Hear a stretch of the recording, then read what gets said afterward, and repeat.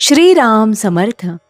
श्रोते हो, आपण ऐकत आहात श्री गोंदवलेकर महाराज यांचे प्रवचन. मी फक्त एका नामातच आहे. मनुष्य कितीही मोठा असला, उत्तम पुराण आणि प्रवचन सांगणारा जरी असला, तरी तो जर नामात राहत नसेल किंवा त्याच्या संगतीत परमेश्वराचे प्रेम लागत नसेल, तर तो कदापिही संत म्हणून समजला जाणार नाही. संतांचे नातेवाईक संत असतातच असे नव्हे. आपण नोकरी केली तर आपला मुलगा नोकरी करीलच असे काही नाही. तसेच जो भगवंताचा आहे त्याचा मुलगा भगवंताचा असेलच असे नाही. संत जरी झाला तरी त्याने चार माणसांसारखेच वागावे. काहीतरी वागणे हे संतांचे वागणे नव्हे. अत्यंत निर्भयता हा संतांचा पहिला गुण होय. कारण सर्व ठिकाणी मीच आहे ही भावना झाल्यावर भयाचे कारणच उरत नाही. साधूच्या अंतःकरणामध्ये भयाचा संकल्प नसल्यामुळे वाघ, सिंह, साप त्याला त्रास देत नाहीत.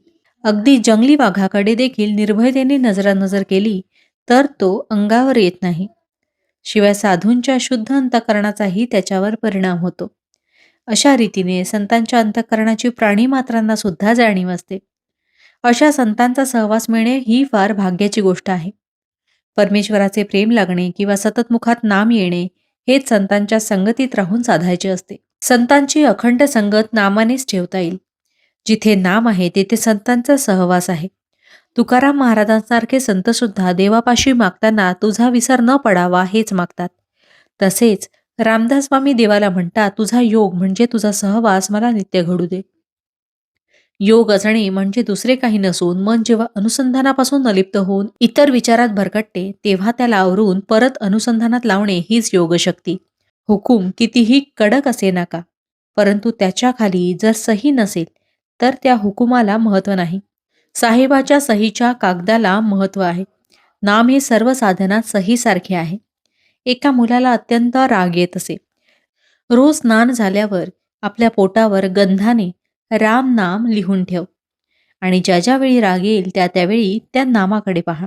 आणि त्या प्रयोगाने त्या मुलाचा राग आपोआप शांत झाला. खरोखर नामात किती प्रचंड शक्ती आहे. अनुभव घेऊनच पहा. मी आजपर्यंत सर्वांना नाम सांगत आलो आहे. मी इथे नाही, मी तिथे नाही, मी गेलो नाही, मी जात नाही. मी फक्त एका नामातच आहे. ज्याच्याजवळ भगवंताचे नाम आहे त्याच्या मागे पुढे मी आहेच.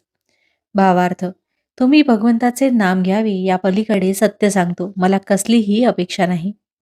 जानकी जीवन स्मरण जय जय राम.